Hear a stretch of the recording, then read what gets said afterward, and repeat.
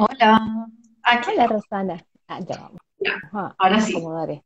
sí, ¿Cómo estás? ajustando bien, aquí ajustando que nos veamos las dos completas y bueno, ya tenemos, Tranquila.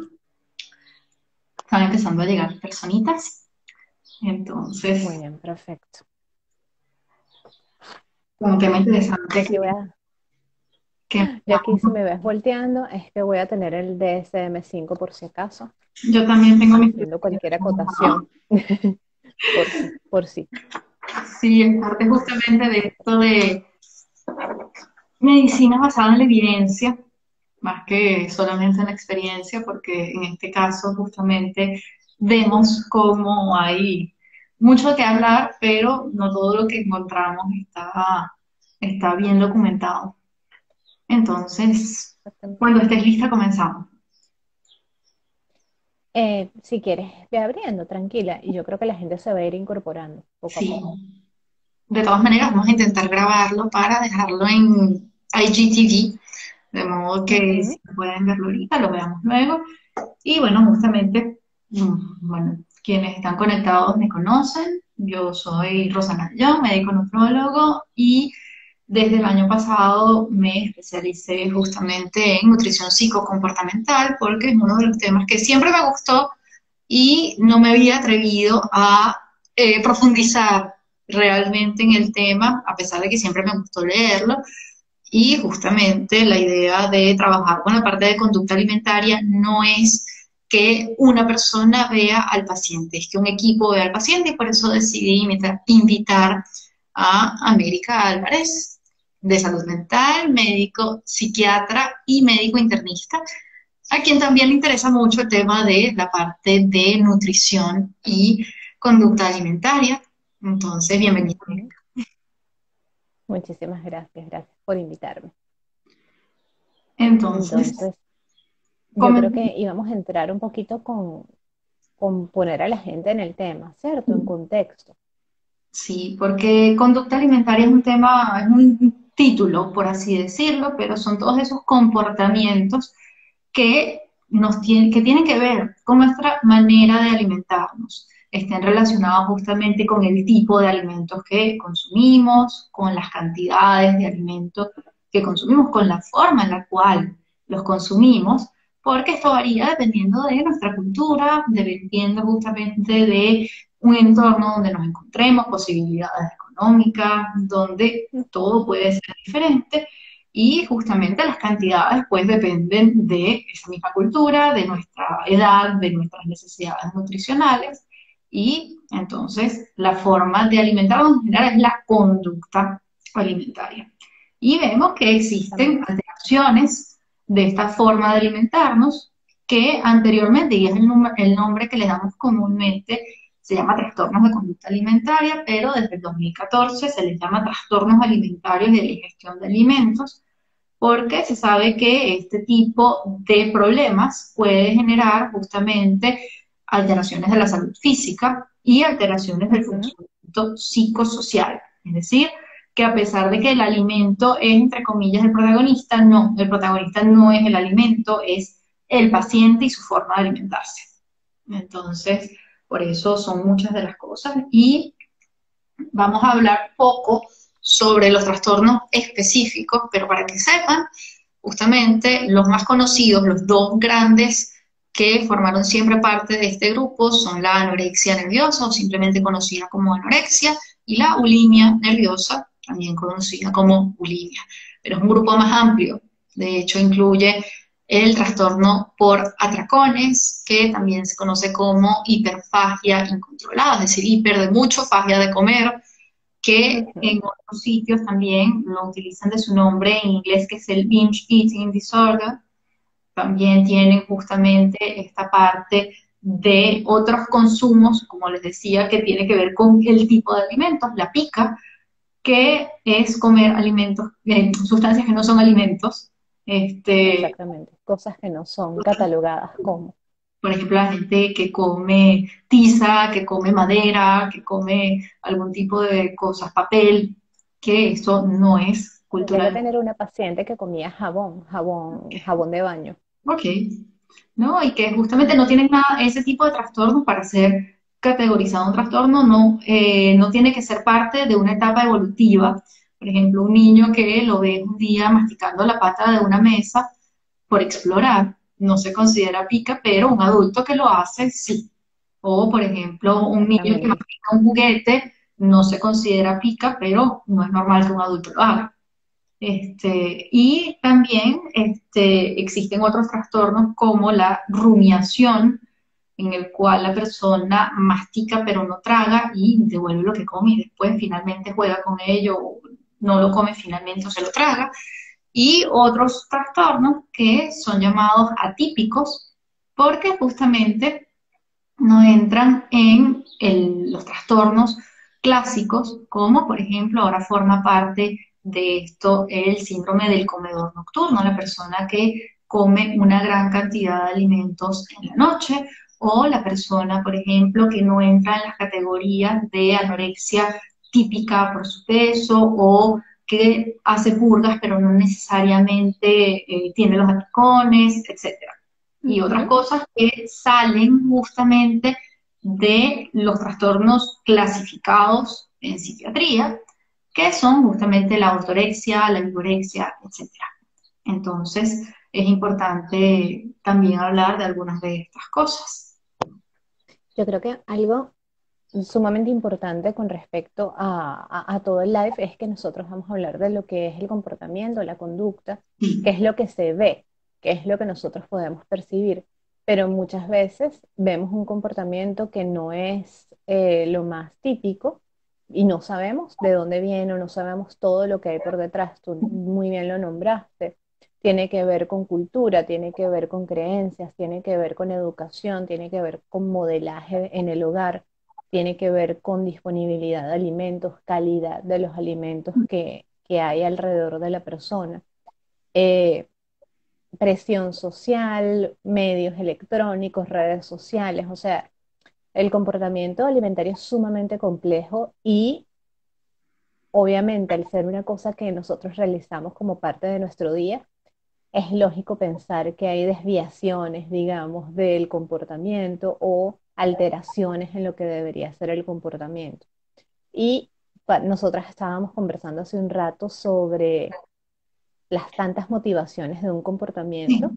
y tiene muchísimas cosas que deberían ser discutidas y en parte es pues lo que nosotros consideramos socialmente como adecuado, como correcto, que no necesariamente es saludable, que no necesariamente es bueno para nuestro organismo, para nuestra vida.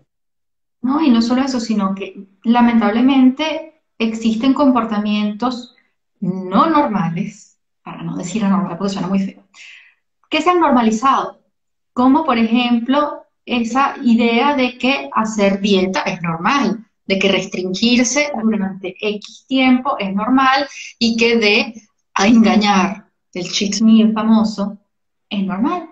O que, por ejemplo, es completamente normal matarse de hambre antes de comer fuera en un restaurante o que es normal hacer ejercicio después, pero lamentablemente esos son comportamientos distorsionados. Ujú. Entonces, existen factores de riesgo que lamentablemente se han normalizado.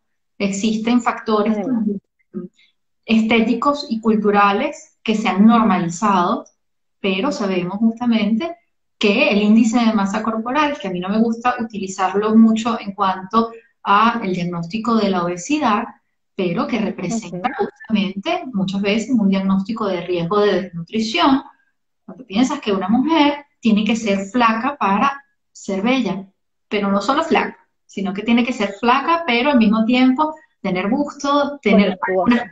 unos sitios muy específicos que no es muy fisiológico que se diga, y que justamente ese patrón de belleza, pues es difícil de alcanzar en un tipo de vida normal, donde nuestra genética hace que en vez de medir 1,80 m como una persona nórdica, pues nosotros los mestizos medimos 1,60 m, 1,65 m, o que, por ejemplo, una persona que sencillamente tiene unas formas corporales determinadas, pues en vez de Ujú. aceptarlas, busca modificarlas con algunos comportamientos que pueden llegar al extremo.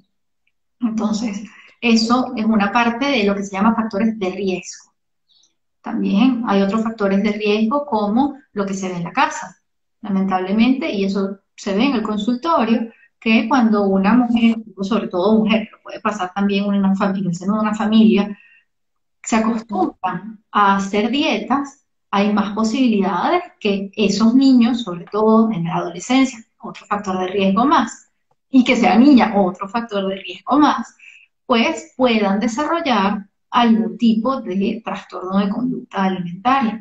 Entonces, existen muchos factores que pueden estar allí haciendo un terreno propicio, además de un factor genético que pudiera también condicionar a esto. Entonces, son, Yo creo que es bueno hacer una acotación sí, en dos cosas que tú acabas de decir, y es que uno, el sexo más frecuentemente relacionado con un trastorno de la conducta alimentaria es el sexo femenino, por diversas cosas que hemos ya mencionado y que seguiremos hablando. Y otra cosa es que cuando nosotros vemos un índice de masa corporal dentro de lo establecido como normal, o un cuerpo que para nosotros luzca de manera, vamos a decir, armónico, agradable, esbelto, aceptado, eso no quiere decir que la conducta de la persona sea normal. exactamente. Y eso es importante porque cuando uno comienza a hacer revisiones, observa que hay síntomas de Ujú, trastornos de la conducta alimentaria en lo que sería la población normal. sí, Entonces, con esto hay que tener mucho cuidado. De repente no llegan a tener el tiempo suficiente de sintomatología o la cantidad de síntomas suficiente para ser ahora, clasificados como un ahora vamos a trastorno. hablar de eso, pero sí, es así. Ujú. Pero Es lo mismo, sucede, es sucede. la normalización de este peso, la normalización de esta manera de alimentarse o la normalización de esta forma de realizar ejercicio físico.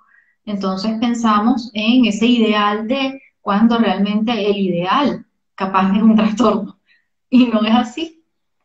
Entonces, por ejemplo, las sociedades Sí. científicas de cardiología y de metabolismo nos dicen que uno debería realizar al menos 150 minutos de ejercicio por semana. Nadie te dice que tienes que hacer 150 minutos de ejercicio 6 veces por semana, porque ahí justamente no estás fallando en lo normal, sino en lo patológico. Lo mismo, hay personas que te dicen, no, pero es que yo como 1200 calorías. Espérate, 1200 calorías es el aporte nutricional de un niño de 12 kilos. 1200 calorías no es para un adulto.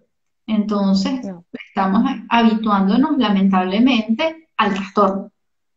Entonces, Estamos en esta época de normalización, de llevar la información a los demás a través de las redes sociales y a través de los medios, y muchas veces pues no se acude al profesional, no se recibe la información de quien debería recibirse. sí, Entonces tenemos muchas personas que tienen experiencias muy personales compartiendo lo que tú decías, lo que como en un día, la rutina de ejercicio que hago, pero eso habría que colocarlo en el contexto de esa persona. Realmente no sabemos cuál es el estado de salud de esa persona, hace cuánto tiempo lo hace, si le resulta o no le resulta, cuál es la genética que tiene, etcétera, etcétera. Y muchas veces la gente tiende a imitar ese comportamiento porque les luce estéticamente agradable esta persona, pero no necesariamente eso que ella hace te va a resultar a ti, sí, o incluso puede ser uno de los detonantes que tú vas a conversar, que sí. puede ser el punto que haga que en ti aparezca un trastorno. Exactamente, ¿no? Y a veces son cosas que incluso ni siquiera pertenecen a nosotros, sino que, por ejemplo, estamos haciendo, los deportistas que tienen alguna categoría de peso, pues se les exige Ujú. que pesen X cantidad de kilos, o las bailarinas que tienen que pesar X cantidad de kilos, o las modelos, etcétera. Las personas que hacen alguna actividad, por ejemplo, las personas que en televisión tienen que verse de una u otra manera, pues son factores que están allí. Y Son justamente, poblaciones diferentes y por eso es que siempre conversamos, casi todo tema decimos generalizar es un peligro. Por supuesto que no podemos dar información precisa para cada caso porque obviamente tendremos que ver la persona en la consulta, hacer la historia, hacer un recuento de qué es lo que está sucediendo, pero generalizar información en salud es peligroso.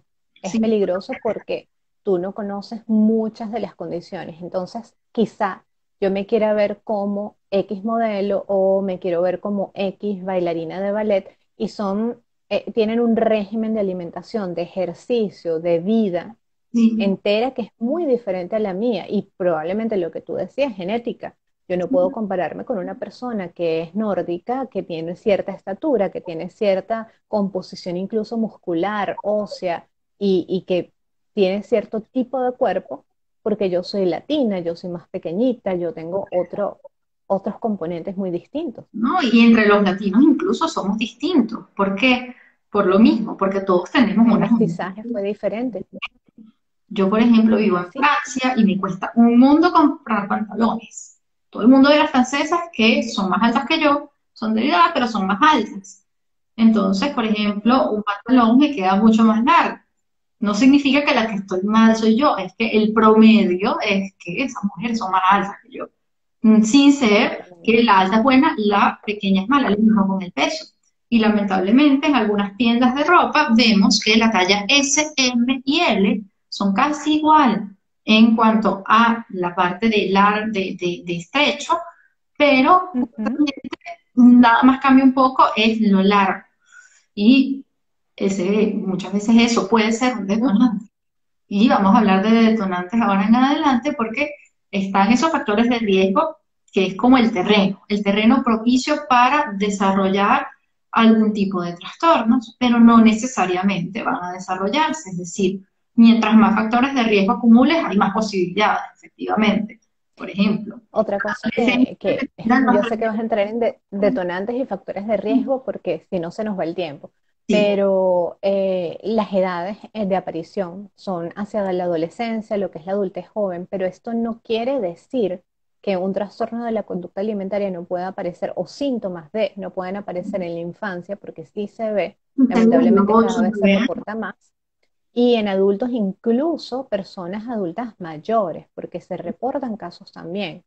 Y por supuesto que no todas las etapas de la vida, digamos desde el desarrollo psicológico de la psique, de la mente de la persona son iguales. Entonces, exponerse a situaciones como la que tú estás diciendo de tu experiencia personal. Tú eres una mujer adulta que conoce sus medidas, su talla, además sabes que estás en un peso saludable, etcétera, etcétera. No es lo mismo para ti exponerte a la cuestión del pantalón que de repente a una niña de 12 años o de sí. 14 porque ella sí va a sentir que hay algo malo en ella, Pero que su no, cuerpo ella no. está en pleno crecimiento. Y eso, yo lamentablemente he tenido la experiencia de ver adolescentes acá que se encuentran un poco confusas con lo que está pasando porque hacía unos meses atrás tenían una talla y ese pantalón no le queda. Y una de las mejores maneras de hacerla sentir cómoda es en vez de pasar primero por la balanza, ver su estatura. Y han crecido 1 o 2 centímetros. Entonces ya eso las hace sentir bien. Ujú. Es decir, por ejemplo, también es normal que haya algunos cambios respecto a la parte alta del cuerpo, a la cara, que pueden salir algunos pelitos donde antes no tenían, y ese tipo de cosas ya las hace entrar en un contexto de es normal, a ver, que haya cambios. Entonces, justamente, a ver, una pregunta, ok, vamos a después hablar de esta pregunta, de un niño de 20 meses. Y justamente la idea es ver dónde estamos, cómo estamos, porque a veces sencillamente estamos acostumbrados a cómo está la persona respecto a el resto de la familia o cómo está la persona respecto a lo que vio en las redes sociales de lo que come en un día X persona, pero capaz su cultura es completamente distinta. Mi cultura también fue distinta hasta que yo me mudé a Europa porque yo desayunaba generalmente salado. Cuando llego aquí hace 5 años, el desayuno francés es dulce, no significa que automáticamente me iba a poner a comer croissant, pan au chocolat, porque justamente son baratos y capaz tenía algún efecto sobre mi piel, etcétera. Además de que es mantequilla y si me pongo en eso todos los días, pues mi salud cardiovascular capaz se ve diferentemente afectada. Ujú. Buscar un punto de equilibrio. Lo mismo, por ejemplo, descubrir qué es lo que hay en ese entorno, porque lamentablemente también en países como Venezuela nos acostumbramos a seguir, a pesar del problema socioeconómico actual, seguir redes sociales. Entonces, una persona que ya tiene un poco limitados el presupuesto, termina comprando semillas de chía, harina de almendras, una proteína en polvo, frutas que han viajado desde todo el otro lado del planeta y se ven un poco ajustados en presupuesto, cuando lo más natural y lo más cercano a ti es lo más nutritivo. Entonces son muchos. Además, lo mejor para el planeta, ojo, porque incluso gastas menos combustible, etcétera, para que llegue a ti. Es Sí, lo más amistoso con el planeta. sí, y sin rayar justamente en eso que se llama la ortorexia, que es pasar justamente por el extremo que todo tiene que ser perfecto. Saber que justamente todo es dinámico. Mi sensación de hambre es dinámica. Un día, y no nos acostumbramos a eso. Un día, por ejemplo, también me voy a mover más y un día me voy a mover menos. Un día voy a tener más gasto mental porque tengo Ujú. más trabajo, qué sé yo, papeleos, más cosas que me demandan la cabeza y el cerebro funciona 24 horas sobre 24 y no nos acostumbramos a eso tampoco. Entonces, saber que el hambre es dinámica. Y, por ejemplo, y esto aprovecho para responder a la pregunta del niño de 20 meses, también tenemos que saber de que cada edad tiene una necesidad de energía y que a veces, muchas veces, los niños aprenden por el ejemplo. Entonces, si en la casa todos comen muy rápido, pues el niño sabe que comer rápido es la forma de comer. Entonces, no podemos exigirle mastica si la mamá está comiendo muy rápido. O, por ejemplo, si, y a veces uno tiene esa costumbre, y ese es el factor de riesgo en torno también, que la comida se la tienes que comer, te la tienes que comer completa porque la comida no se bota, tienes que terminar este plato porque si no te lo comes no hay postre, entonces hay una relación amor-odio con X o con Y. O, por ejemplo, sirves cantidades estándar. El adulto, el niño, el papá, la mamá, todos comen una pieza de pollo de este tamaño. Entonces, es una cosa que hay que trabajar porque justamente cada persona pues tiene una necesidad distinta. Cada persona, y por ejemplo en el caso de un bebé de 20 meses, tienen aportes de proteínas que tienen que ser más bien bajitos, intentar educar porque justamente a esa edad los paladares son vírgenes y justamente si empezamos con esa educación de que esta cantidad es más pequeña, de que esta cantidad te la tienes que disfrutar, meter vegetales y todo, pues poco a poco ofrecer agua porque a veces es sed y nosotros mismos a veces se nos olvida eso, de tomar agua y, ay, tengo hambre, voy a abrir el refrigerador en automático. Yo creo que es una cosa importante, incluso con el niño de 20 meses, es que dependiendo del estímulo, también podemos estar activando ese circuito de placer. Sí, Entonces habría que evaluar cuáles son los alimentos que está consumiendo el niño, porque si son ultraprocesados, si son alimentos que tengan combinaciones que son como explosivas grasa con azúcar, azúcar y sal con grasa. O sea, ese tipo de cosas hacen que se genere un placer enorme y ese niño sin querer, sin saber, y ustedes de pronto los padres sin querer también, pues se engancha y te va a pedir más a pesar de que ya esté lleno, a pesar de que los requerimientos nutricionales estén copados. Es simplemente por la parte de hedonismo, de placer y que le proporciona ese alimento. Entonces todo eso entra también. sí, y conductas también, por ejemplo, y en el ámbito de la forma de comer, comer comiendo, porque parte justamente de nuestra conducta alimentaria muchas veces está opacada porque comemos realizando otro tipo de actividades y justamente ves una persona que tiene el teléfono mientras come, la pantalla del televisor o de la computadora, que está con una mano tecleando cosas y con la otra mano tiene la comida o caminando y comiendo, son muchas cosas juntas que lamentablemente hacen que nuestra conducta alimentaria ni siquiera estamos pendientes. Entonces, puede ver y se pasa por alto un trastorno de la conducta alimentaria. Una hiperfagia puede pasarse por alto si la persona no está pendiente de lo que se comió, sino que cuando mira atrás, ¿qué cantidad te comiste? ¿Por qué? Porque estaba al lado con una bolsa de, un paquete de, y la computadora. Y se comió una bolsa de 250 gramos de maní mientras hacía un informe. ya va, esa no es la porción, es de 30 gramos, 40 gramos, una cosa así. El ejemplo típico es ir al cine y comprar las palomitas gigantescas y muchas veces uno le da risa, pero a veces nosotros le decimos cotufas en Venezuela. A veces tú te acabas las cotufas antes de que empiece la película, te Sí, la acabas en los comerciales normal, porque y después te comiste medio kilo de maíz allí con mantequilla, con sal, que por supuesto sabe muy bien, pero no lo percibiste, no lo disfrutaste igual, así te hubieras centrado en eso. Y sí, sí, evidentemente, pues la ingesta, el número de calorías, los nutrientes que van allí y el efecto sobre el cuerpo en insulina, en hormonas, está, así tú no lo sí, sientas, porque estás y tú no desconectado. lo percibes. ¿No? Y una de las cosas justamente que es parte del tratamiento en los trastornos de conducta alimentaria es estar en conexión con ese momento de comida. No justamente en las calorías, porque ahí entramos en el control, sino en qué te produce eso mientras estás comiendo. Entonces, por ejemplo, una persona que tiene estrés a 3000%, que tiene, por ejemplo, soledad, tiene otros factores allí, pues es más difícil que en ese momento se controle. Pero ya el hecho, y por eso es que es un trabajo muy de hormiguitas el tratamiento de los trastornos de conducta alimentaria, es ayudar a esa persona que vaya identificando los detonantes, porque a veces la persona no lo sabe. Entonces, ver, es que yo tengo una cosa que no es normal, es que yo estoy comiendo un poco más de lo que yo debería. ¿Por qué me pasa que estoy con una calculadora en la cabeza diciéndome que esto no se puede? ¿O porque yo como más que la persona que yo tengo al lado o que mi pareja? Y entonces ya detectar que algo no está bien es el primer Ujú. paso para decir voy a ir a un especialista.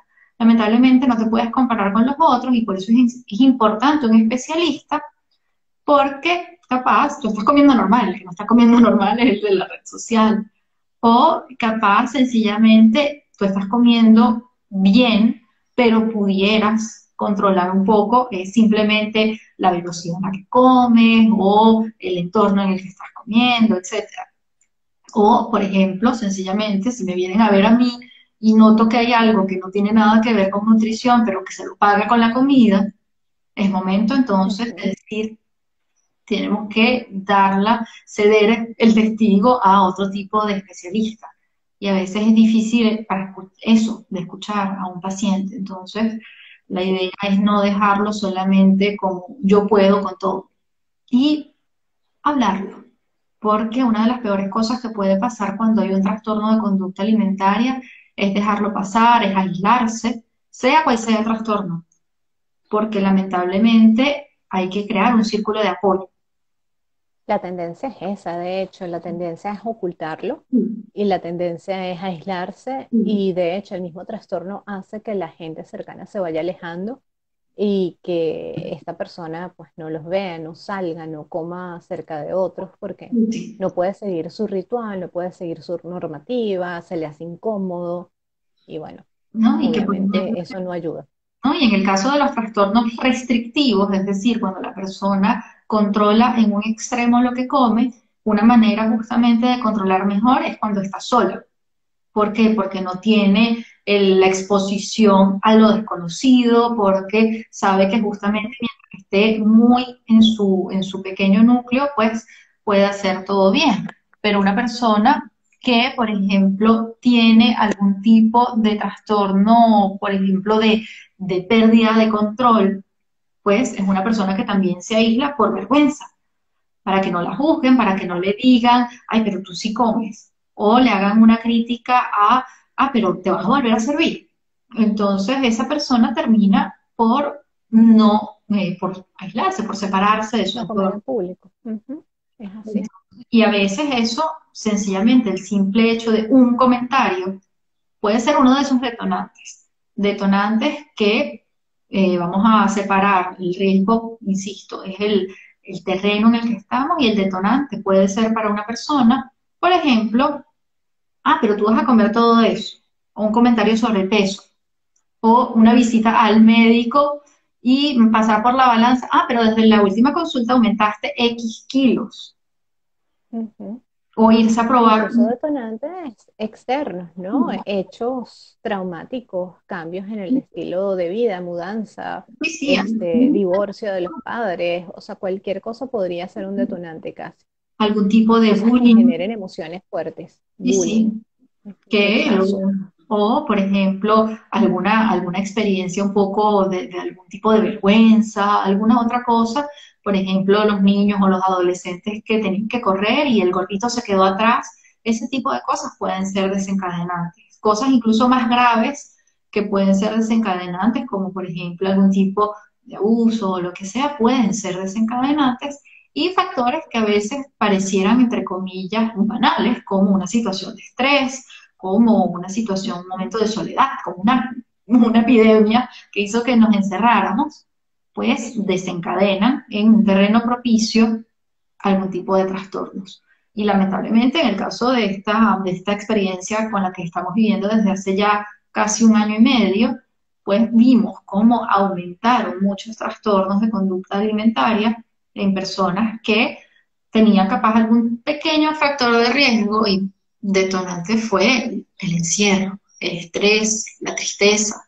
Entonces es muy importante, pero hay que hablarlo y ese es el primer paso.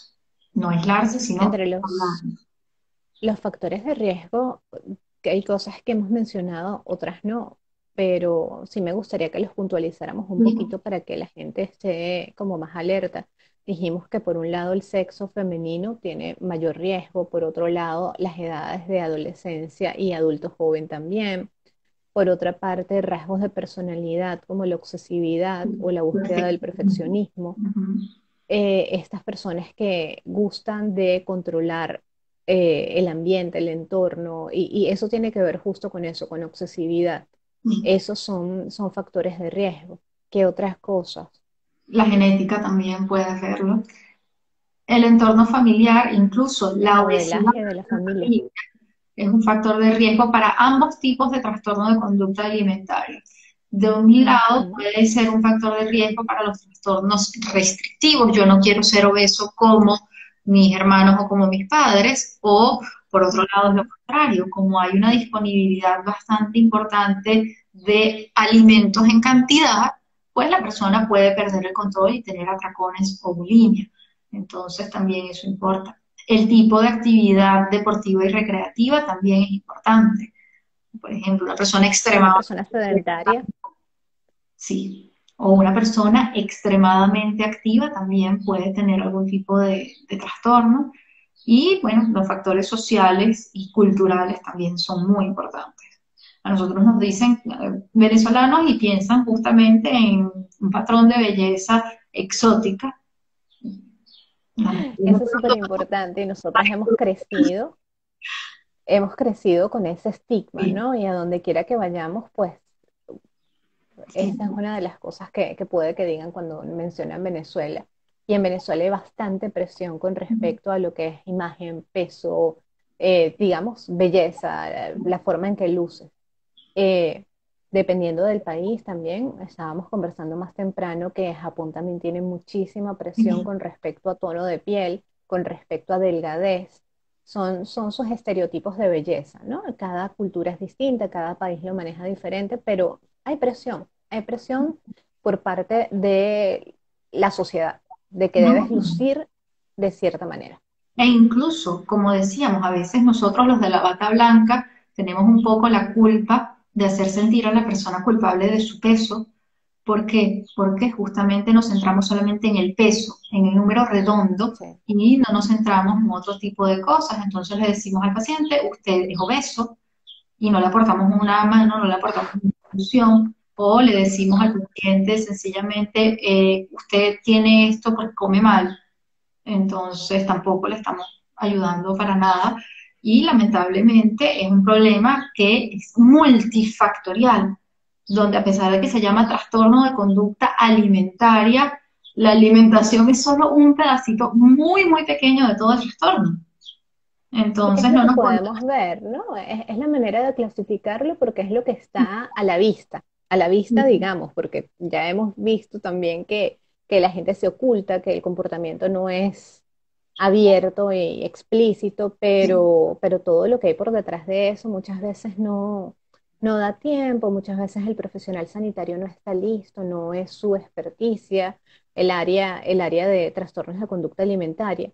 Pero tienes muchísima razón en que nosotros, o bueno, el personal de salud muchas veces no tiene a veces la empatía, a veces el tacto, a veces el interrogatorio adecuado, el acercamiento al paciente, para hacerle ver que va más allá de lo que son los kilos o las libras o lo que pese, va más allá incluso de la composición corporal, que si estamos hablando de índice de masa corporal, pues mucho mejor es composición corporal, ¿no? Saber cuánta masa de grasa tiene la persona o de músculo, que eso es como un poquito más certero a la hora de determinar si está saludable o no, pero tiene que ver con muchas otras cosas y a veces no somos claros en vender la nutrición como algo fundamental para que todo nuestro organismo funcione.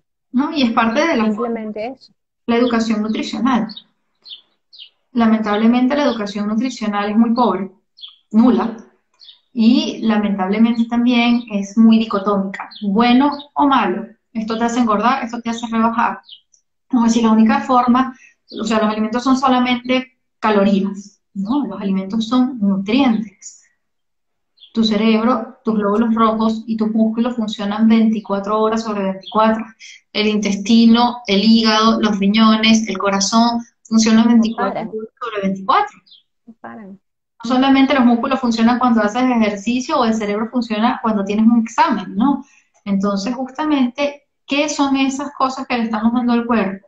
El número redondo de calorías no es lo mismo si yo, por ejemplo, me estoy comiendo 2000 calorías porque me tragué una bolsa de papas fritas en 5 minutos, que si yo me comí mis 2000 calorías de una manera más distribuida. Y no es lo mismo si te las comiste justamente sentada, con calma, tranquila, Ujú. que si te las comiste escondida o enfrente del refrigerador o si te las comiste y después hiciste algún tipo de comportamiento compensador, etcétera. Entonces, hay que hablarlo y lamentablemente tenemos que empezar a nosotros mismos como profesionales de salud a decir, aprende a conocer qué es lo normal para ti, porque hay que individualizar. No podemos decir que todas las mujeres que tienen entre 20 y 40 años, espérate, la que tiene 20 años no tiene el mismo metabolismo que la que tiene 40. La que tiene 20 y ya tiene un primer bebé no es lo mismo que la que tiene 35, Exactamente. un problema de tiroides y no tiene hijos. O, por ejemplo, no es lo mismo la persona que vive en un medio rural que la persona que vive en una gran ciudad. Hay muchas cosas que están allí. Entonces, Que son determinantes. sí, sí, y justamente hace una diferencia el decir, yo estoy comiendo bien, me estoy nutriendo.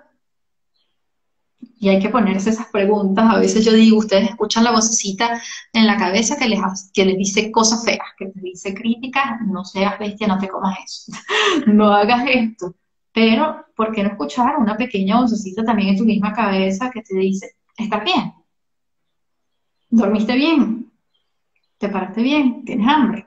Y eso es muy necesario.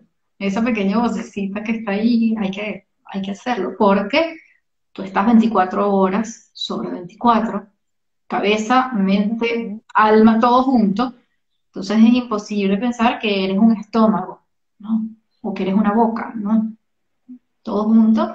Y por eso invitamos a una psiquiatra, porque no es sencillamente lo que te comes, es todo junto.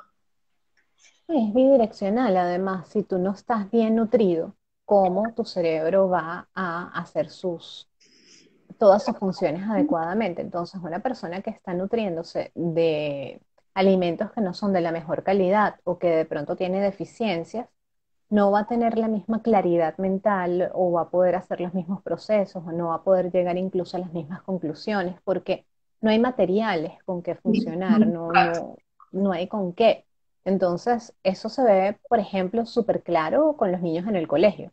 Si sí, un niño va al colegio sin desayunar o desayunando algo que solamente le da azúcar y es un pico de energía, a media mañana ese niño está desconcentrado, está cansado, tiene sueño, tiene hambre, porque correcto. realmente lo que se desayunó fue, no sé, una torta con chocolate. Y Sí. eso realmente no es, si bien aporta calorías, si bien aporta energía, también hace que la insulina suba, que ocurran ciertos procesos y que luego venga este bajón de energía y ese niño se nutrió realmente con eso. ¿No? Y ahí es donde hay que tratarlo con pinzas. ¿De qué modo? De no decirle, esto es malo, esto no se hace, porque entonces él va a ver eso Sí, como un prohibido, sino de que dar alternativas para y justamente evitar encerrar las cosas en casillas con candado. Yo debo, hay que, esto es así, ¿no? Dar justamente una alternativa y lo mismo pasa lo contrario. Una persona que no come nada de grasa porque nos dijeron que las grasas ujú, son malas. Pero espérate, todas nuestras células, absolutamente todas, tienen grasas en la membrana celular. Entonces, una son persona necesarias e que no come importantes. grasas va a tener disfuncionamientos de todo tipo, no va a tener suficiente vitamina A, la visión va a fallar, va a tener la piel completamente frágil, no va a tener pelo en la cabeza, por ejemplo, va a empezar a tener problemas también con la parte incluso de la fertilidad. Una persona que no come grasas justamente también puede empezar a tener problemas de osteoporosis, a pesar de que no tiene nada que Ujú. ver con el calcio, la vitamina D es liposoluble, el sistema de defensas va a estar por el La piso. parte hormonal completamente trastornada. Es Entonces, que no, simplemente necesitamos sí, sí, no es que de las todo un grasas son poco. malas y esto es bueno. Entonces, no, obviamente, y en eso es importante la educación nutricional, no es lo mismo utilizar un aceite de buena calidad, crudo, que tú compras, que no sea refinado, que, por ejemplo, Ujú. una fritura, con un aceite que ha sido además reutilizado 45 veces. Es Ponemos verdad. sobre una balanza las cosas y es relativizar. Lo mismo, de nada Yo sirve. creo que es darle como prioridad a ciertas cosas, ¿no? Y enseñarle a las personas y aprender uno mismo que hay que priorizar, por ejemplo, vegetales antes de dulces industriales. Entonces, si nosotros llenamos nuestro cuerpo de vegetales, pues va a haber menos espacio, incluso menos necesidad, menos ganas de llenar con estas cosas que deben ser como antojitos, como de momento, como para el paladar, que incluso no se necesita gran cantidad, Sí, sino sí. que un toquecito de dulcito, un toquecito de algo agradable, tampoco es tan grave. El problema es el hábito, ¿no? Sí, y Que no si el solo hábito nuestro es comerlo todos los días y a cada rato, ver lo que pasa en el cerebro. ¿Por qué? Porque a veces justamente, y uno lo ve, y uno lo sabe, que los alimentos que tienen una composición grasa y dulce al mismo tiempo, como el chocolate, como una pastelería, y los alimentos que tienen una composición de salado y graso al mismo tiempo, el queso, las papitas fritas, despiertan en el cerebro dopamina, serotonina, que son justamente sustancias ligadas al placer y a la recompensa. Lo que se nos olvida. suena feo, pero es como si fuese cocaína, es como si Sí, fuese alcohol, y es eso como si fuese pasó, marihuana, es la misma cosa. y eso se dieron cuenta con experimentos en raticas, lamentablemente, en las cuales las ponían a comer una cosa con solo dulce, no pasaba tanto, nada más Ujú. estaban un poco emocionadas, las ponían a comer algo grasoso y dulce, y las estimulaban con una cosa negativa, es decir, con electricidad. Y era más fuerte el deseo por volver a comer esa cosa dulce y grasosa o esa cosa salada y grasosa que en la incomodidad que les producía el suelo de las aulas electrificado. Lo que ahora sabemos es En que el ser humano es exactamente igual. Las personas pueden salir con esta avidez de comerse algo dulce, pueden salir en la madrugada corriendo riesgos a ir a una ventanilla de algún sitio que le venda lo que ellos y es necesitan la comer en ese facilidad momento. de todas las- y que por ejemplo vemos cómo justamente eso, y es una de las cosas graves, nosotros eso se logra con la calidad y no con la cantidad. Es decir, con un pedacito de chocolate que te lo comes, que lo analizas, que lo disfrutas a fondo, pues logras el placer y logras la recompensa. ¿Qué ocurre? Que venden una tableta de chocolate de 300 gramos o un paquete que trae Claro. 25 barritas de chocolate, y ahí es donde a veces se pierde el control. O una bolsa de papitas fritas de este tamaño, entonces ahí es donde hay que hacer un ejercicio, además de terapias conductuales, donde tú mismo, tu terapeuta, enseñas a la persona cómo enfrentarse a ese estímulo. Ah, tengo ganas. Realmente en este momento tengo ganas, porque a veces es simplemente por costumbre. Sé que tengo chocolate en mi casa y hasta que no se acabe, no me lo como. Pero, espérate, realmente eso va a darte placer. El chocolate no se va a ir, el chocolate no va a desaparecer sobre de la faz de la tierra en los próximos meses, o sea, no tienes por qué consumirlo con esa avidez, pero Es difícil, toma tiempo crear esa conciencia y entender lo que está sucediendo, escucharte, ver el contexto. ¿no? Y por eso, Rosana, te quería hacer dime, una pregunta. sí, sí, Una pregunta porque creo que es importante también y tú lo manejas muy bien. Y es que podría preguntarse a la gente entonces, ¿cuáles son los síntomas de un trastorno de conducta alimentaria? Y si bien nosotros sabemos, y lo dijimos en un principio, hay por lo menos 6 que están clasificados, hay cosas que nos pueden llamar la atención. sí. Entonces, como que, ¿qué se le diría a la gente para que estén Una- pendientes de eso? Tenemos que hablar de episodios de control o de pérdida de control.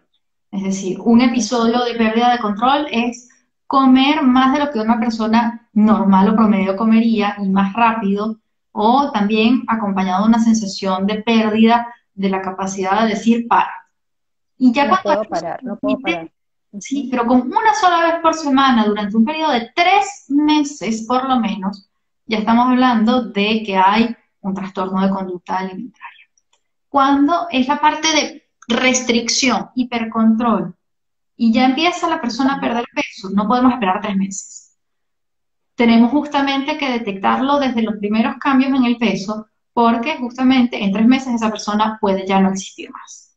Entonces, para el caso de la restricción, es mucho más, no hay un tiempo determinado, pero ya con un episodio de atracón por semana, por más de 3 meses, ya estamos hablando de que hay un trastorno. Si es una cosa puntual, pero tú sientes que estás perdiendo el control, no tardes, no esperes 3 meses, consulta, Ujú. porque justamente puede limitarse y puede evitarse justamente un estrago. Y cuando ya se repite, por ejemplo, hay grados de los trastornos de conducta alimentaria, entre 1 y 3 veces por semana, entre 4 y 7 y así, incluso hasta llegar a 14, 2 veces por día, más o menos, mientras más graves son las consecuencias. Consecuencias que justamente la gente piensa que como no es una enfermedad física, por así decirlo, Y que muchas veces incluso es algo que va para el elogio, ¿no? Porque si ven que la persona está perdiendo peso y lo está haciendo rápido, más bien lo que te preguntan es cómo lo hiciste, yo lo quiero hacer también. Y eso es una forma de reforzar algo que no se debería reforzar. y hay lamentablemente incluso sitios de que los llaman Proana, justamente en Ujú, donde se hacen hasta retos, que tienes que ujú. pasar un día con X cantidad de calorías o que tienes que tener una cintura de yo no sé cuántos centímetros, son cosas bastante extremas que deberían estar prohibidas, pero existen. O con Entonces, una hoja carta. Yo vi una vez uno que tienes extremo, que medir tu cintura. Eso. extremo. Y que justamente es algo de comunicación, comunicación con la familia, comunicación con algún par, porque este tipo de cosas tienen que ser tratadas sin tardar. Se puede morir una persona con un trastorno de conducta alimentaria. La solución no es ponerle simplemente la sonda y chao, no. De hecho, si le vas a poner la sonda, tienes riesgo de un síndrome de renutrición inadecuada, etcétera. No es el tema, pero es justamente salvarlo del precipicio y ese no es solamente el tratamiento es muy, muy largo porque es un tratamiento que tiene que hacerse muy poco a poco. Si no hay un verdadero trastorno, sino solamente, como digamos yo, una relación perturbada con la comida, una relación que no es serena, saber que no estás loco, saber que eres normal, pero que puedes tener justamente tipos de tratamientos que son terapias tipo conductiva conductual, tipo, por ejemplo, terapias de aceptación del cuerpo, tipos incluso de terapias para que, por ejemplo, ayudes a mejorar tu relación con el estrés, no hay tarde, son muchas cosas juntas que pueden venir ahí y como último recurso, y justamente si hay un verdadero problema psiquiátrico, pues que haya algún tipo de tratamiento con medicamentos, bien, por supuesto, que sean establecidos por un médico psiquiatra. Es decir, si hay una Sí, depresión asociada, si hay una ansiedad asociada, una hiperactividad, etcétera.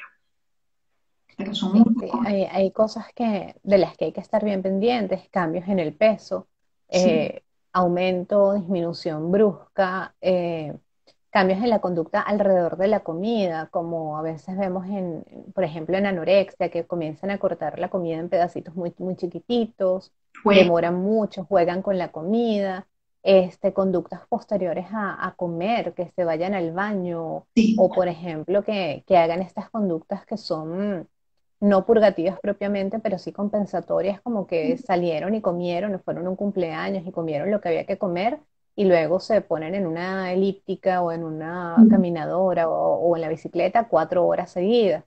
Lo que tú decías, la pérdida de control, episodios de pérdida de control que la misma persona lo puede saber, que en una hora me comí una torta entera, un helado familiar, un montón de papas fritas, que eso no es algo que uno haga diariamente y que sea saludable.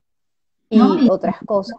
Por Ujú. ejemplo, con el boom de los relojes conectados, que la persona se obsesiona por la caloría.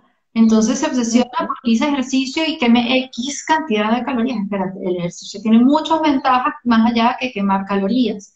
O lo mismo, se vuelven una calculadora de esta comida tiene X calorías, necesito hacer X horas de ejercicio para quemarlo. No, espérate.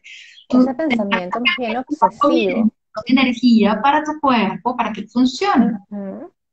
Entonces, Pensamientos obsesivos relacionados a eso, a la ingesta calórica, a lo que va a ser el gasto calórico sí, sí, y también comportamiento repetitivo de búsqueda de información, unirse a grupos, sí, seguir ciertos influencers.